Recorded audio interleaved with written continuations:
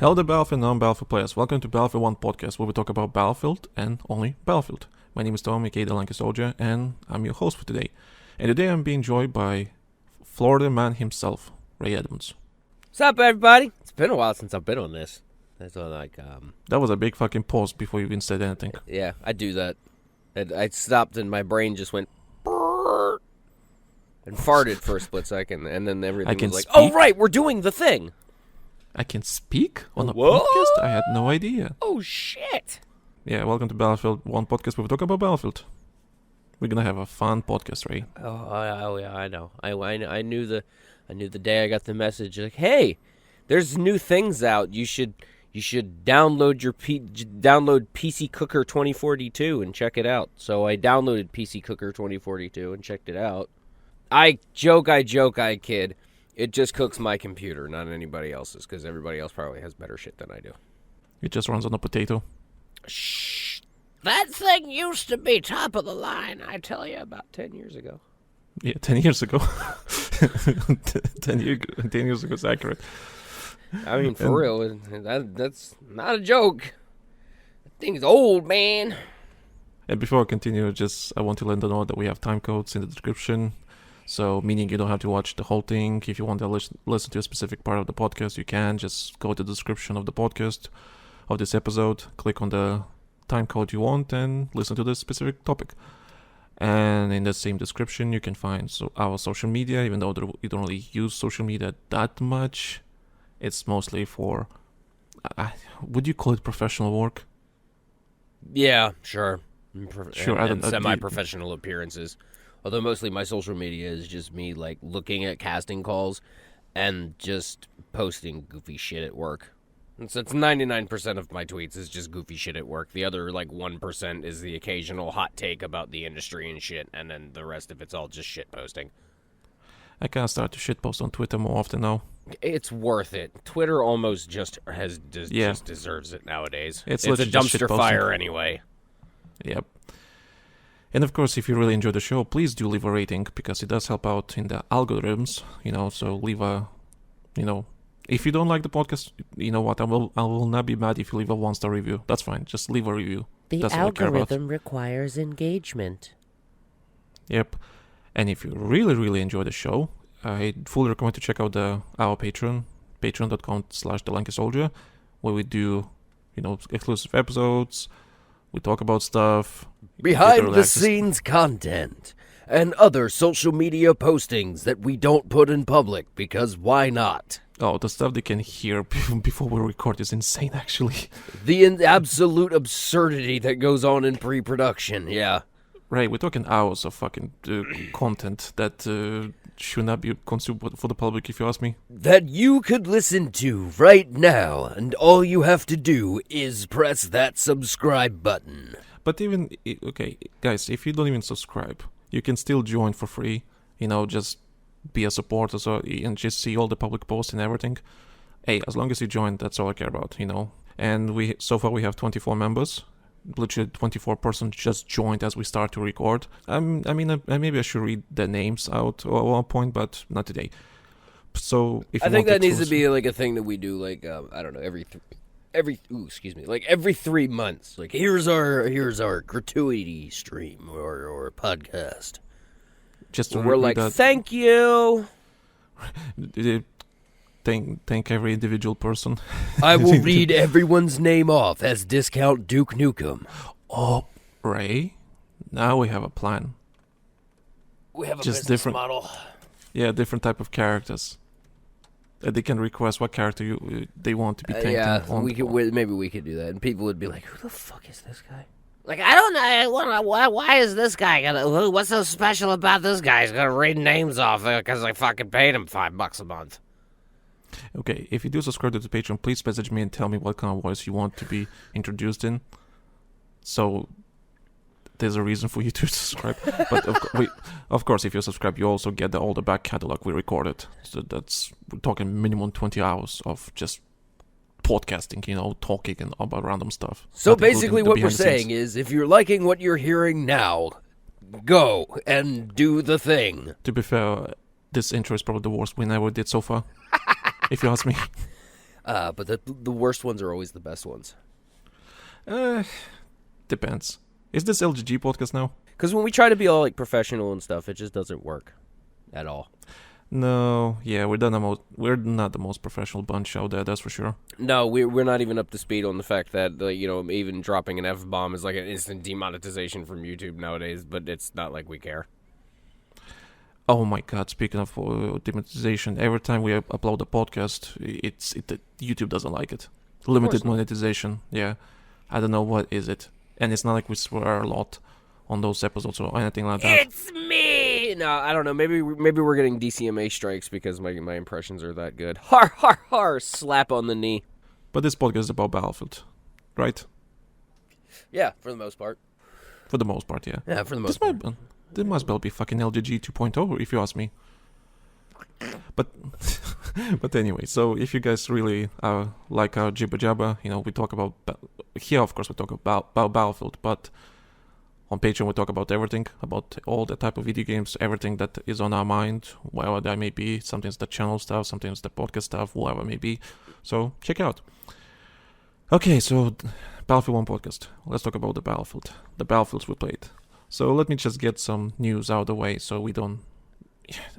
I think we just have to mention it so people, our journalistic responsibilities. Oh, so like the 5 people who are still playing on that platform? I mean, yeah, sure. I mean, yeah. Okay, so basically some unimportant news. EA is ending support for Battlefield 1 and Battlefield 5 on Windows 7, 8, and 8.1. So if you're still on if you're still on those operating systems, they're ending support. That's all I'm gonna say. It's not news. Realistically, at the end of the day, if this affects you, then I'm. I don't have the fucking thing set up right. They can't hear the. Man, come on, that was perfect. There was a sad horn there. Now no one's gonna get the joke. Oh well. Well, yeah, behind. Okay, you know what? Now I have to edit the stupid horn sound effect into the audio. I have caused Tom more work. Yeah, more editing, whatever. What's your favorite thing, though? Anyway, we roller coaster off because I have a tendency of doing this. That sucks. It's not a surprise. I mean, Christ, those operating systems are like 15 years old by now. So yeah. I have nothing to say. That's it. Just like why it's still not on Windows 10 or 11, but that's it. It's a thing we're putting out there. Do with it what you will. Yeah, that's it. I don't think the playlist is up anymore, but they were doing an experimental playlist update where they separated 128 players and 64 player servers, so which I actually liked. Basically what they did was they took the insane people who play that game and put them off into their own little niche, and then they put the sane people into another niche and let them all play in their own individual sandboxes, which is a brilliant idea. Why did they stop doing that? I don't know if the playlist is still up, because since the event started, but maybe... Dice, if you stop doing this, I'm mad at you. It's mostly for personal preference. I'd rather play 64 players than 128 players, but if there's no option, sure, I'll play 128, I mean... Right, but that option should be there, though. I mean... Yeah, I agree, it should be there. And don't get me wrong, like I'm not saying because there are some maps where the massive player count works and it's great and it's cool, and then there are some maps where it doesn't and it's chaos and it sucks and it's hell and I don't like it and I don't ever want to play it again and it gives me nightmares. So let me have that option. If I want to play a couple maps at 128 fucking players, let me do it. If I want to have a chill match, let me play 64. Why not? Why take that option away? If you in fact you did. On the other positive news, Battlefield beat its own concurrent player record. So it was over 100k players on Steam alone. Nice. So the launch day was 98,000 or something like that. Concurrent players on Steam. And since the free trial, so here's the thing. So the free trial happened, right? As the new season dropped, the first weekend there was a free trial to play the new season, which is brilliant idea because let people experience the free season, the new season, for free, right? And if you like it, the game was on sale for like what, $10, $5? I can't remember how much. It was dirt cheap, basically. Yeah, right? From a business standpoint, that's what's referred to as getting your customer's foot in the door. And that's smart. That's one reason why I've always advocated and hated the fact that, things like playable demos have disappeared over the years, because that was that was an awesome selling tool for companies, and they just stopped doing it. But there are independent developers that understand that. Right, you should check out the, I don't know, what's it called, Steam something, right? Steam does like demos for their games. So you can go on Steam and play some demos or certain games, and certain publishers do feature that. There's some developers, and there's some indie developers mostly that do that still. Yes, I corrected myself and I said that. But for the most part, how it used to be back in the day, like AAA studios, or what are now the AAA studios, back then they were just the studios. They used to do demo discs and stuff like that, and demo downloads, and now, like, I remember when PlayStation 2 hit the internet really big, and you could download demos for PS2 games. It was a cool thing. I bought a good handful of games because I was able to do that. I'm very stingy with what I spend my money on, so I want to know what I'm putting my hard-earned money into, so it helps me to be able to play a demo before buying. Yeah, mostly indie devs are doing demos these days, which is fine, I guess. Good. That's good, actually. Yeah. But also, yeah, you're right. I've bought some indie games from having demos. I do wish some AAA games would do that, actually, just to see if the game's, running on your PC or whatever. Yeah, there's that too. And let the benchmark test come with. Why not? But anyway, you're giving your consumer more reasons to consider purchasing your shit, instead of just buying and immediately regretting, like is the industry standard nowadays. Yeah. But anyway, that's not important. So basically, Battlefield beat its own concurrent player record, and the fun bit is... is there a fucking spider in front of me? Never mind. Anyways, I was talking about players.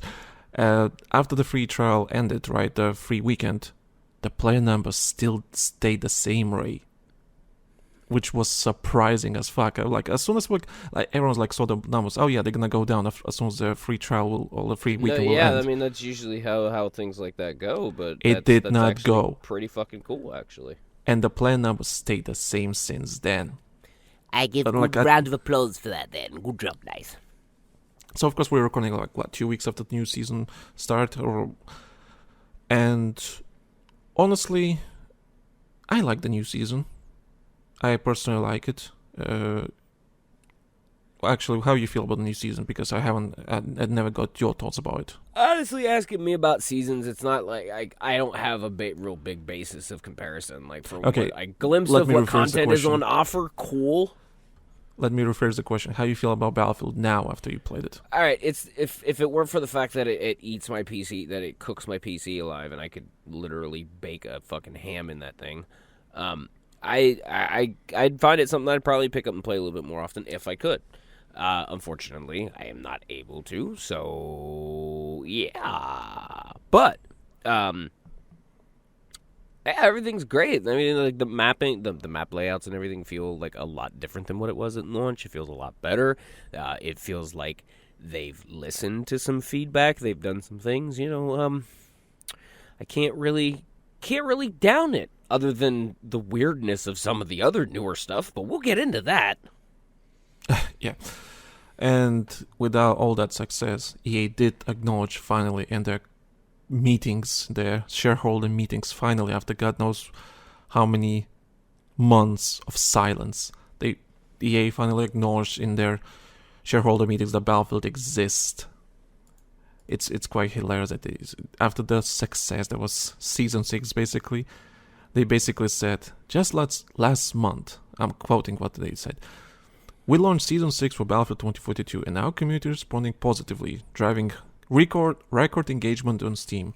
This illustrates the strength today and long-term potential of the franchise.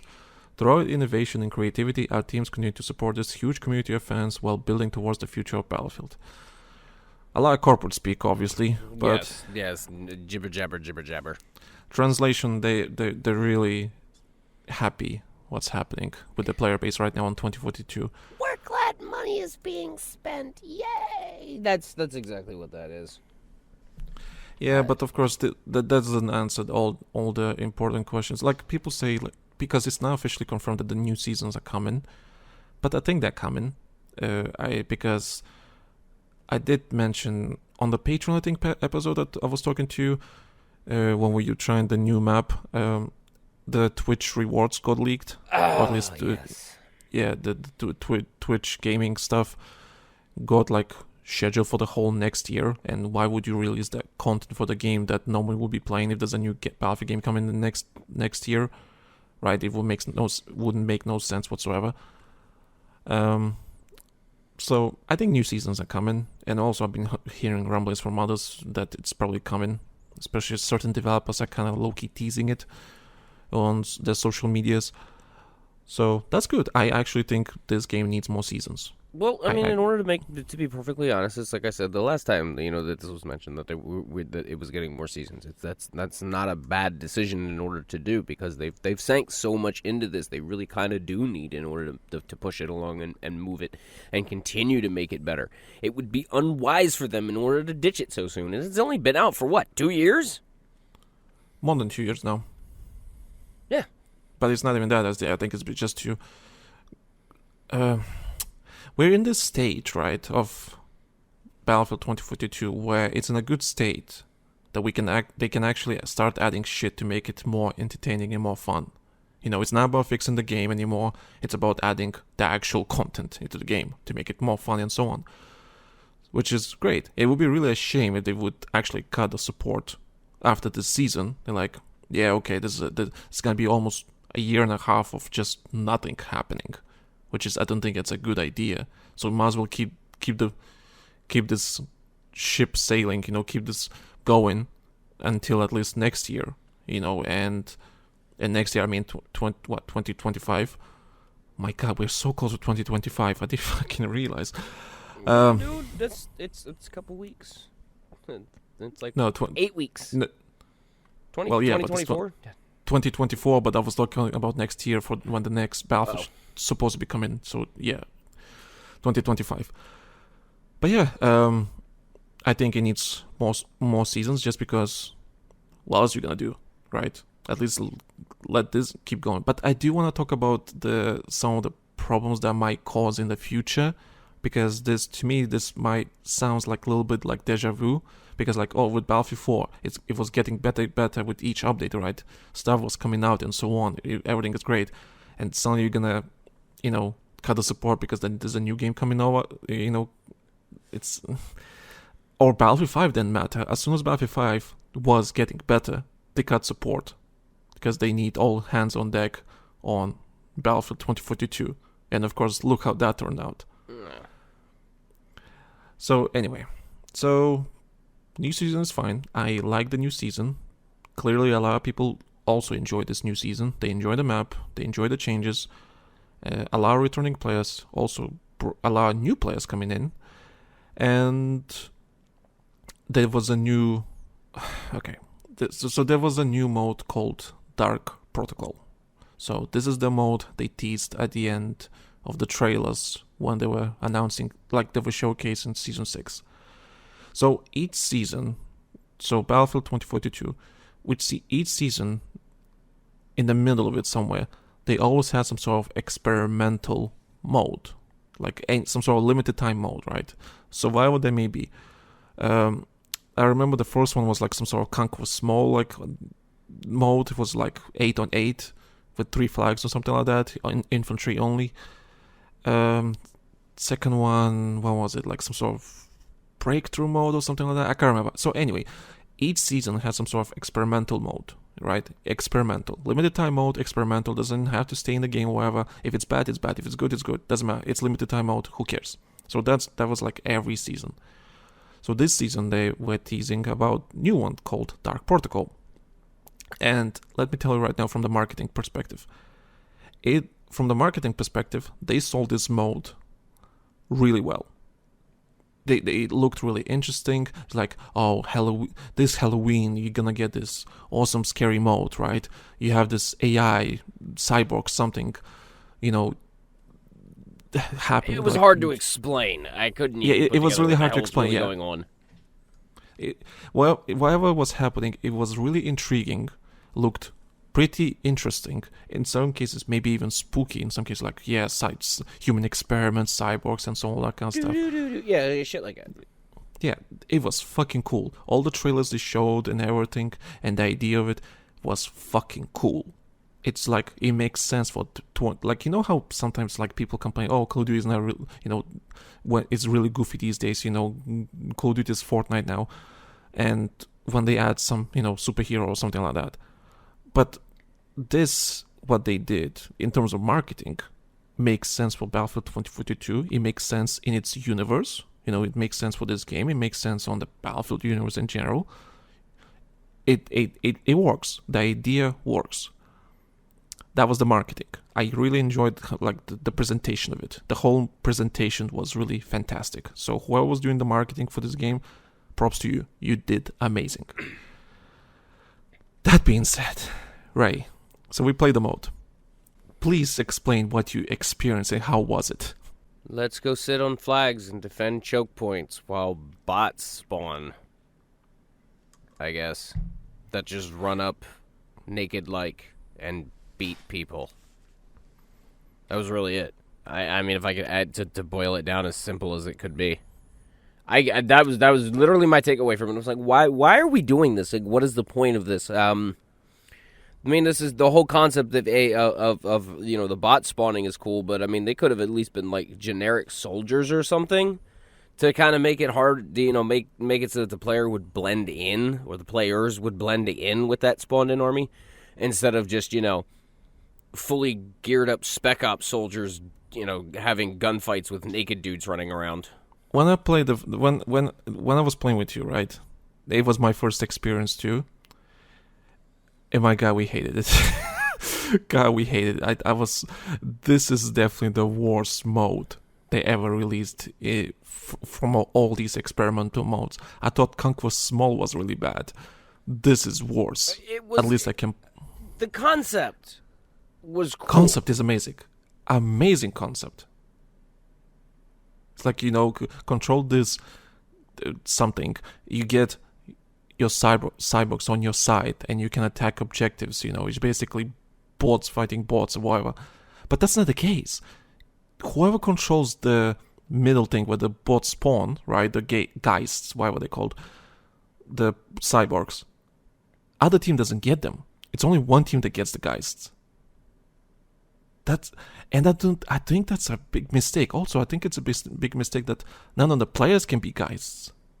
So at the end of the day, it's just AI that you've seen in Battlefield 2042 since its launch day, being dumb as a brick.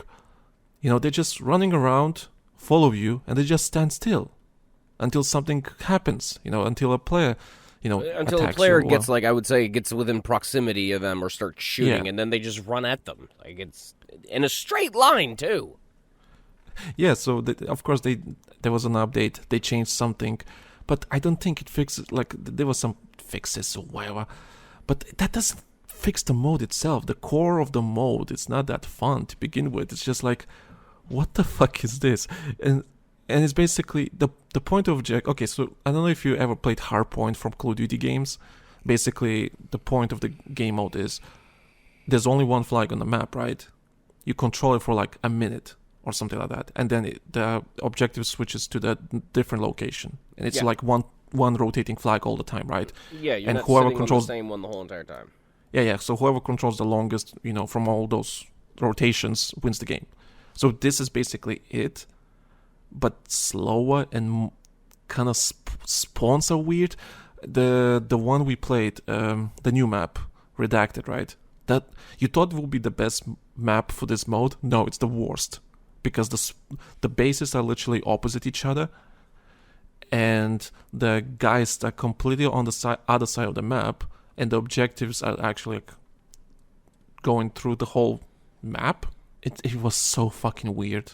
It created a lot of choke points, a lot of weird choke points. It created a lot of instances where you could just, like, you know, base cap the entire other team, because we were doing that at the end of one round. But, excuse me, like I said, like, my big beef with it was, like, how just incredibly dumb the bots were. Extremely like, running dumb. at them at a straight line. Okay, like I know DICE had AI that was capable of more than that. I mean, for Christ's sake, there's bot mode built into Battlefield 2042. So, but still, what the hell was that all about? Or were they just purposely made to be stupid, just dumb bullet sponges, I guess? But I don't... That is my main point of confusion, is why they were so damn stupid. Like, if they would have been smarter and didn't just run at a group of an enemy in a perfectly straight line and allow themselves to just get bodied so fucking quick, I would have been like, yeah, it wasn't half bad. The map choice probably didn't help with it either, but I could understand, if it was something like that experimental, that they didn't want to run it on like a huge map, make the pathfinding easy for the damn thing. But still, I don't know if it was a bug or intentional, but it's just how stupid the AI was. Just irked me. But it's not even that. Why both teams don't get them? Why both teams don't get bots? And why the bots spawn separate away from the objective? Yeah, I didn't get that either. Yeah, it's two different objectives, but of course you have to go for the Geist first because, okay, so the objective, right, the main objective, the flag, whatever you want to call it, right, the flag. If you control that, you'll win the game. Cool. But whoever controls the bots gets the bots, right?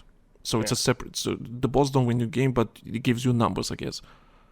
But it's so easy to steamroll players because good players like us, right? We straight up went for the robots, for the cyborgs, for the guys. Yeah, played the objectives, as it were. Yeah, so we get the guys first, so we can just basically steamroll the enemy team with numbers and just get the objective. Yeah, there was no effort in either of those rounds at all. Like, I was like, am I even playing a game? Ray, remember, like, there were moments where we literally were controlling the objective, and any players are like somewhere in the distance, and the geists, right, the cyborgs are literally with us, around us, just doing nothing, standing, and we're just like, there, yeah. I'm like, okay, what's up, guys? You're gonna do this is something? kind of awkward here. There was no enemy player that managed to even get to the objective. I don't know if they were bad or they were being steamrolled by players. I don't know. It was so fucking bad. Like I said, the concept was great. Don't get me wrong. I mean, I find that kind of interesting. Like, make the AI smarter. Now, I would honestly believe if this was 100% a testbed by them to see how well they could integrate like actual multiplayer with bots in. That would make all of the sense in the world to me. And again, I salute that effort because, wait a minute, game already supplements lacks players with bots anyway. What the hell am I saying? But also, I don't understand why they never decide that a player can be a Geist. Because that's the whole story, that these apparently soldiers, modified soldiers. God damn it, why can't I speak? Clear your throat and sip some water. Yeah. Been sucking too much, but anyway. As I was saying. Yeah, I mean, we all make our personal choices, man. I don't understand why they never made the player to be a Geist.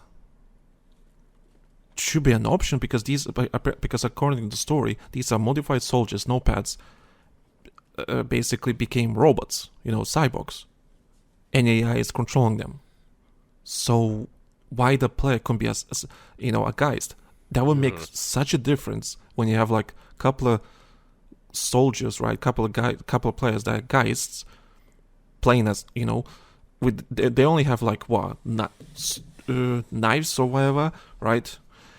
And they have maybe a bit more tanky, and they have to hunt all the other players. I think that's more fun than just controlling, basically playing domination or conquest just for one flag, and you have some bots around you. I think that's more interesting than anything else. Yeah, I agree. But again, they could be experimenting with shit. Who knows? I mean, there was a lot more bots in play than what I've usually seen in the recent Battlefield matches. So I mean, like I said, it was a good effort. It just didn't. I don't think it played out how they wanted it to at all. I mean, function wise, I give it a 7 out of 10. Execution and like how it actually played, I give it a 3. You being generous with 3, I would give it like a 1 or 2. Honestly. Yeah, I mean, like I said, like if the bots didn't work at all and they just spawned there and were just standing targets, then I'd be like, all right, that's a 2. I do wonder if they tested out with players being the guys. They probably did, but God knows what happened. Also, modes like this, right? You would imagine like, oh, they have to be like somewhat scary and creepy and so on. There was, of course, they were not gonna do any map changes whatsoever, but you would imagine they would maybe add a bit more effort, like maybe make the map darker, or maybe players can use their loadouts fully, or whatever, just to create that idea that, hey, you're kind of fucked here, right? And one wrong move and you're gonna get killed by this Geist. You should be fearing these Geist. But right now they're just AI. Well, hold on. You know as well as I do that doing things like even changing lighting, it wrecks a lot of shit elsewise in the game. We found that out when they did night operations and we were testing that. So again, to say yes, in concept it would be great if they could have done something like that, but in practicality I understand why it wouldn't happen. Excuse me. I absolutely agree. It should have been like the mood and the setting for what this quote-unquote Halloween event was supposed to be. It just didn't fit at all. No, whatsoever. There was no team, no atmosphere, no nothing. Creepy naked dudes running at me while I'm running around with an assault rifle is not, scary. Oh, come on. In real life, that would not be scary. All right. Wait, have you seen that meme of, I don't know, who was it? It was like, I'm gonna use this robot, and and I'll be handcuffed, and I have to get out in a minute. And if I won't be able to get out in a minute from these handcuffs, the robot will pull my pants off in front of the children, and the police officer will arrest me if that happens or something like that. So it's basically it's that meme, that clip. It's like it's just some scary naked dude with a gun, but they don't even have guns. They have knives. They had knives and their fisticuffs. Yeah, hatchets or whatever they're called. Yeah, it was weird. I mean, I do love the design, how they looked. I'll give them that. So when it comes to like presentation, the marketing and everything, yeah, if you could have put them in tactical gear, I'd have been like, yeah, cool. I mean, God, the dude from The Watchmen is looking amazing right now. Because that's literally what that reminded me of, and I can't even think of the character's name right now, and I feel ashamed. I should turn in my nerd card. But I really like the design they went with, because it's cool. I think it's cool. It visually looks cool. But the game mode itself, how it works, just like did not work whatsoever. And I think it's the worst one that they released so far. Although, if you were a designer, how would you improve it though? Well, I mean, I would have changed the environment. I would have, if it were at all possible, I would have changed the environment a little bit. Instead of having the Geists be completely naked, I would have actually just put them in like a generic soldier's uniform with maybe just a tack vest. That would have been the end of that. That way it's like glowing hands, and just glowing hands ahead and like eyes. I mean, that kind of would have, set a little bit of a weird spooky tone to it. Seriously, would have found a map that would have been a little bit more opened up than that map. That just turned the dumb AI bullet sponges into even dumber AI bullet sponges running at straight lines down corridors, 5, 6, 7, 8 deep, and a couple of good placed headshots or a crosshair in the good area just downs them instantly. That probably should have changed. Giving them the ability to crouch and avoid gunfire would have probably been smart. That mode needs a lot more than what I could probably list here in the next 20 minutes. I mean, yeah, but I would personally change that the Geist will be part of the objective, not the separate and you only play it with pistols. Ooh, or limited ammo. That would have made it even more interesting. Imagine you actually start with limited ammo, right? And then, like, capturing objective, of course you get Geists, but you get, like, I don't know, more, maybe a bit more extra supply ammo, drop incoming. Like yeah, or something like that, right? I'm not gonna come up with some different concepts for how to fix this mode, but I would make one of the couple of players maybe being the Geists. I think it need, because AI is AI, but I don't think you will make AI that perfect or scary in that matter. But when a player is being a Geist, Now that's different because the player is like actually going the player's try to be smart of doing things, but a player-controlled Geist would stick out like a sore thumb too, and maybe that kind of defeats the purpose. But you get what we're getting at here. Depends. I mean, other games did well. I mean, Call of Duty, for example. I mean, crap, Evo Cunt from Battlefront. I mean, that kind of stuff. But yeah, this mode was constant. But I do love the fact, I mean, even though this one was a complete nonsense mode, but I do love the fact that Battlefield and just DICE in general are experimenting with these type of modes for their mid-season events. I think it's great because it kind of gives more opportunities for DICE to find some interesting game modes that might be permanent in the future. For example, one of the game modes that came out last season, I think it was last season. They released a limited time mode, which is basically 4 objectives, right? But you're basically, the more points you get, the objectives disappear from 4 to 3, and then from 3 to 2, and then at the end there's only one objective that you have to fight for, and you can spend points to get vehicles, that sounds like something that could easily be turned into like King of the Hill. It was King of the Hill, basically. Yeah. It was, and because it was so good, it was so popular during season 5, last season, they left it as permanent. Oh, nice.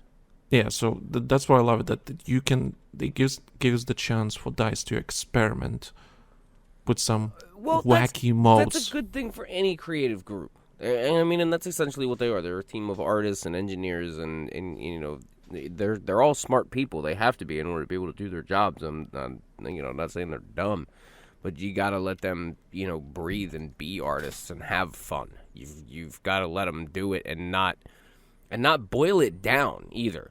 Like the creative fun stuff like DICE LA used to do like way back in the day. And I'm sorry, I hit my mic twice.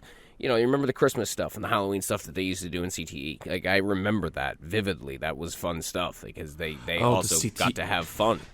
CT Halloween stuff was so fucking fun. Yeah, it was fucking great. And I said it then and I say it now. When you let artists do their thing uninhibited, great things can just happen. And you don't even have to put any effort into it. And that's the whole point of the medium. But again, corporate mentalities and got to push product out. And it's you can't. It's sad. Well, but they also using these events to sell skins for obvious reasons. Because, for example, some of the skins that came out with this event, with this Dark Protocol event, I have to admit, they're fucking cool.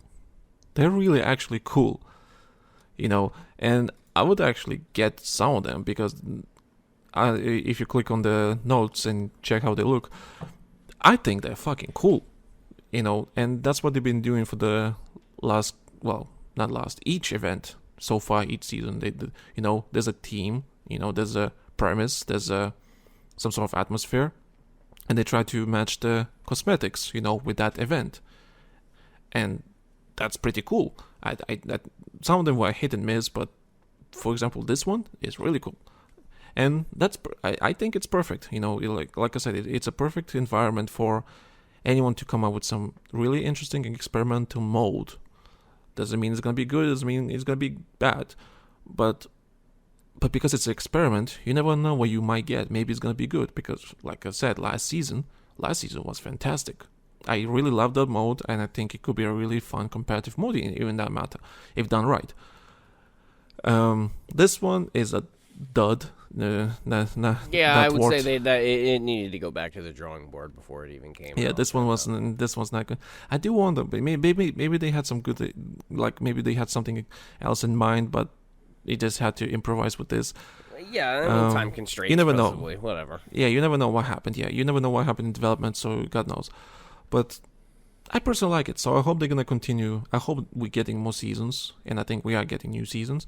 And I hope they're gonna continue with the experimental modes, and I hope they can actually do it for the next game. Actually, speaking of, I hope they're gonna. If we can't get community test environment in a Battlefield game, the least we can get is this, I guess. At least something goofy and something fun, you know. See if it works or not, and so on. Heck, they should bring Chainlink. My God. Guys, if you could only understand how much I love Chainlink. Oh, God. Chainlink was I mean, such I a didn't good hate mode. it. Chainlink was fun. I love Chainlink. Chainlink is such an amazing mode. It actually created like front lines and so on. I Yeah, liked it. And it was basically Conquest. Yeah, it was Conquest small, but with well, actually, Conquest No, it wasn't infantry. small. It wasn't small. It was the problem was just it's just the flags connected. You had to connect the Well, flags no, to get they points. did it. They only did it on the China Rising maps. So it was all the small urban warfare maps anyway. Yeah, but I would not call them small. They were just urban. They were yeah. pretty big maps. Well, I mean, they were tightly packed. There was a lot of floor space to them because there was a lot of verticality to those maps. But yeah, I mean, in terms of like actual square footage dimensions of the map itself, like they were not very big compared to some of the other Battlefield 4 maps. They also Like did if you're for gonna the tell me Canadian that fucking down that what was it Market and fucking Siege of Shanghai are the exact same size, I'm gonna laugh at you. They're not. Okay, yeah, all right, yeah. Good point. Good point. Could you imagine, Yeah, in like, terms of to do chain link on Siege of Shanghai, you would need, like, 18 fucking objective points. I think that's why they did that way. Chain link's a great mode, but it only works on small maps. I mean, unless you make certain outbound areas small or something like that. I don't know. I mean, with 128 players, they could probably pull it off nowadays, but with the size of the maps that they have... Speaking of, it could actually work with 128 players, honestly. And it would certainly keep everybody from bunching up. Imagine adding obliteration on 128 players. Mixie, if you're listening, get it fucking pitched, my bro. 128 players fighting for one fucking objective. Oh my for God. one bomb. That would actually be epic. A 128 player obliteration, that would be epic. 128 player rush would probably be stupid. I thought 32 players on Siege of Shanghai on obliteration was too much. Imagine 108 fucking 8 players. It's just way too much. Just everybody meet at the building. I did love obliteration. Chainlink and obliteration, my favorite modes. See, I'm a rush guy. I love rush. I love rush. It's glorious. The rush only works if I it's like 24 front lines players. too. Front lines remind me a lot of rush because I Okay, like defined fronts. Okay, front lines was actually really good. I agree. I love front lines.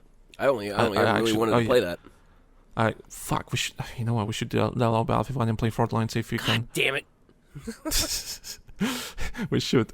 No, I actually love front lines. There was another one that I liked. Well, of course, Capture the Flag, but I don't know why. You would imagine Capture the Flag would be one of the most popular game modes in Battlefield. It all depends upon the game. I mean, it works in Battlefield. CTF was in BF4. I mean, but it was, yeah. I don't know. It's hard to say. I really love Capture the Flag. So do I. I mean, I enjoy it. It's not a game mode I play, like, often, but it's a game mode that, like, if it's on offer and the boys are like, let's play it, then I go, all right, fine, we'll fucking play it. But if I had to pick, I would love to have Chainlink back. I mean, I love obliteration, but I think Chainlink is better. Yeah, I would. Yeah, if I had to pick between the two, it would be Chainlink. And you still can have vehicles because it still can be Conquest, whatever. Yeah. I just had the most random thought that came to my mind. So if we're talking about game modes right now, all right, if we could bring one map from any Battlefield game to bring it to Battlefield 2042 with a game mode on it, what would that be? One map and game mode? Yeah, that would work on that map. Well, I mean, they could always reimagine Zavod and do Rush. Because Rush and Zavod was great. We have redacted, though. You think you would need another one, something like that? No, never mind. All right. Shoot. There was one map that I kind of really... I wish... I don't think Rush was ever on it. It was one of the Island Assault... not Island Assault maps, but the ones that had the carrier assault maps. But it was the one that had like the one huge island and some like smaller islands around it. Rush was pretty. Yeah, there was Rush on that. Was it like Sunset map? I think so, and it had with a castle with. the castle on the edge or something. Yeah, that one. They had the cannons up there and shit. Like playing Rush on that was pretty fun. I forgot what's it called. I can't remember either. Naval Strike Maps. Lost Islands. Yeah. That's it. Yeah. Lost Islands. That was it. God, that was my Jimmy Jam back. Like I loved Lost Islands. I loved that. No, deal. sorry. It wasn't Lost Islands. It was Operation Mortar. Yeah, that's right. Lost Islands was the one that had all of the little islands that were. There was like the Lost Island was like with the passenger plane in the middle. Yeah. Then there was Nansha Strike, Wave Breaker, and Operation Mortar. Yeah, Operation Mortar. That's the one. Yeah, that Rush on Operation Mortar. Totally bring that shit back. Actually, yeah, that was okay. That's a really wild pick, I have to admit. Because I mean, they started at the carrier, just like you kind of did with Gulf of Oman, which Gulf of Oman has been played out, so we go to a different map. You know, you start out with the carrier on that, you get to one island, knock 2 objectives out, move to the next island, and you can still use like naval warfare and use your boats and use your aircraft and use all of your assets to get up the hill at the end to win the game, and I liked that. My pick would probably be well, of course I'm picking Chainlink. But what map? I'm debating between the community map, Operation Outbreak, and Propaganda. One of those. I like the market better with Chainlink for some reason. I don't know why. Maybe because it's more compact. Yeah, and there was not as much verticality to it, probably. I like the flanking opportunities on Propaganda because even though the objective is like literally just a straight line, but you could always go around it and try to be, sneaky, flanky, whatever. Too right, you do have up the options. Yeah, and Operation Outbreak, I mean, it's just a good map made by the community and everyone. It's just a good map, and any game mode will work on that map. Yeah, I really wish they would bring that map back. You know what? Yeah, I would go with Operation Outbreak just because we don't really have any jungle maps in the game right now. Yes, wait, you're right. Wait. We don't have any jungle maps in any jungle maps in 2042. Bum. Not even a foresty map. Come on, Mixie, we're making your fucking job easier here. I'm just thinking right now. Yeah, there's not even a foresty map in the game, huh? Yeah. It totally needs that. Like, I love forest maps. Now, and I know, like, a lot of the forest maps in Battlefield 1 were universally hated because of the reason why I love them, and that was shotguns. Oh, in Battlefield 1? Yeah. Oh, you mean the Argon Forest? Yeah, everyone hated me on that map. That map is actually not too bad. That honestly. map was fun as fuck, and it made people mad, and I loved making people mad on that map. Double barrel shotgun and just wipe out half a squad and disappear. Yeah, that's actually funny. It was hilarious. Yeah, you know what? My pick would be Chainlink, of course, and it will be Operation Outbreak. Just because it's a jungle location. And it's a good map. It's just a good map. It is. It's a very good map. Conquest is very fun on it. Like, everything works. Rush works really well on that map. I loved it. Imagine they actually do anything like that, and again, just make it bigger and expand the distance and put more trees and more actual forests in between it, and that map would actually kick ass with a modern retouch. Come to think of it, like I said, just expand the distance between the main flags now. Okay, actually, you don't have to put a couple of sub flags in there. No. You got to open it up a little bit more because that map with 128 players is not going to fucking work with the scale that it is now. That it's not going to fucking work. So you got to open it up. That's my point, Ray. They dropping the 128 player experiment. No. All the maps they released so far for the last 3 maps are literally 64 player variants. Well, fine.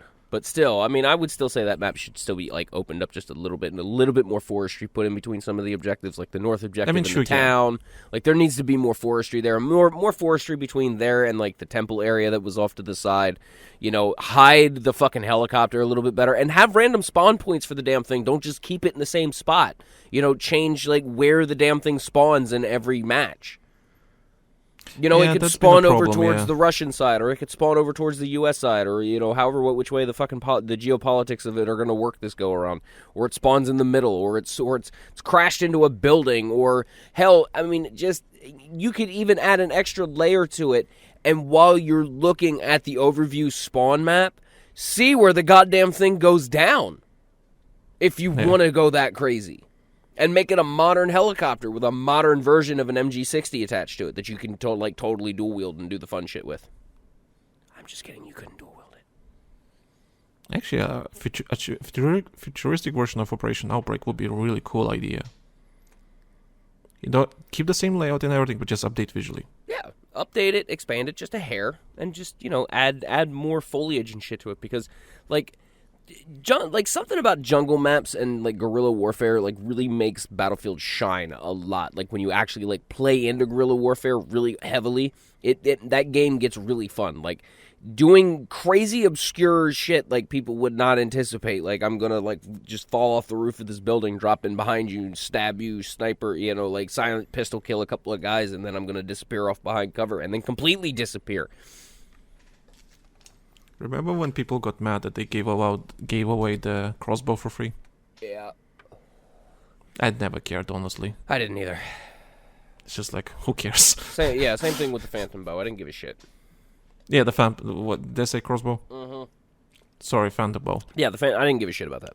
I mean, I remember the night we all got together and we had that all figured out and we all got our bows and shit. And I mean, it was it made for an awesome, epic night. I still remember Actually, it to this day. was, yeah. It was, yeah. But you know, you let everybody else have fun with the damn thing. Whatever. Yep, pretty much. On to end the podcast. Anything else that is on your mind? No. Other than the fact that I'm aggravated, I can't sit back in my chair. Yeah, makes sense. Yeah, got nothing else regarding this mode or anything about really right now. Although I do have to force you to install Bad Company 2 because they're shutting it down in December. No. So we need to play it. Oh no, my old friend. All right. I don't work next weekend, so that's cool, Leo. Yeah, I'll find it. Modern Warfare 3 is out, but yeah, can find time to play Bad Company 2. Oh, yeah. Yeah. Why not? Yeah. It's work. It's professional work. Yeah. It's for work. We're a professional production here. Yeah, it's for work. But anyway, so thank you guys for listening. Thank you guys for listening to our ramblings about Battlefield, just random stuff that comes to our mind. If you really enjoy the podcast, leave a like. You know, wherever you're on YouTube or wherever, leave a rating on Spotify or iTunes, wherever you listen to the podcast. And let us know what you think. Contact us in the description. There's like emails, there's social media and so on. Just let us know what you think. We fucking love you guys. Yeah, and if you really, really enjoy the podcast, do check out the Patreon. I mean, we do have some awesome stuff there, really amazing episodes, cool stuff, some longer videos, behind the scenes and everything. Check out. I think you'll not be disappointed. And use a free trial. Use a free trial. Check it out. If you like it, continue. If not, just unsubscribe. But you can join for free anyway right now because it's a new feature on Patreon. You can actually just join for free and just be a member. So this program also brought to you by Teemu. I'm just kidding. Oh my god, Teemu. Where the hell that website came from? Same thing with Wish. Where the hell did that come from? But anyway, thank you guys. From myself, thank you guys for listening through the entirety of the production. Thank you guys for listening all of these years. Thank you guys for checking us out on Spotify and all of the other fun places that you can find us. And thank you guys for those who kick into the Patreon. You guys are the actual real MVPs, and eventually we'll start thanking you more often for your contributions. That having been said, good night, everybody. Thank you guys, and we'll see you on the battlefield.